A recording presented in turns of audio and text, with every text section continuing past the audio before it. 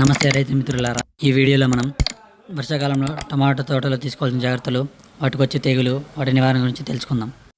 వర్షం పడిన వెంటనే మన తోటలో ఉన్న నీటిని అంతా తొలగించాలి. పంటలో నీరు ఎక్కువ నిలవడం వల్ల పంటకు తెగులు వచ్చే ఆస్కారం ఎక్కువ ఉంది. అందువల్ల మనం మొట్టమొదట చేయాల్సిన పని వచ్చేసి పంటలో నుంచి నీరు తొలగించడం. ఇంకా టమాటా తోటలో వర్షం వల్ల జరిగే నష్టాలు తెలుసుకుందాం.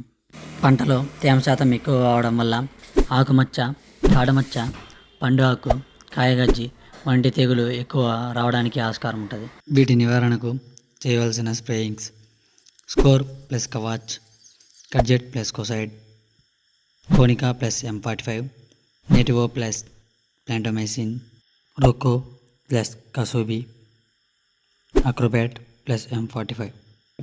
మీ పంట పూత లేదా కాయ దశలో ఉన్నట్టయితే క్రాసిన్, బ్లాక్అవుట్, ప్లాంటోమైసిన్, గ్లైసిన్ వంటి యాంటీబయాటిక్స్లో ఏదో ఒకటి ఈ ఫంగిసైడ్స్తో కలిపి స్ప్రే చేయడం వల్ల కాయ మీద మచ్చను కూడా చాలా వరకు అరికట్టవచ్చు.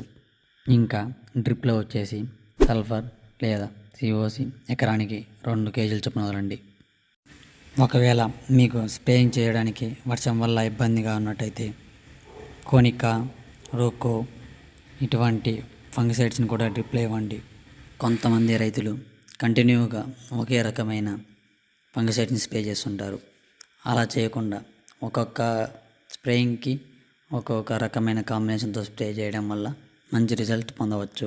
ఇంకా ఈ వీడియోలో నేను ఏమైనా తప్పులు చెప్పున్నా, లేకుంటే మీకు ఏమైనా సలహాలు సూచనలు ఉన్నా నాకు తెలియజేయండి.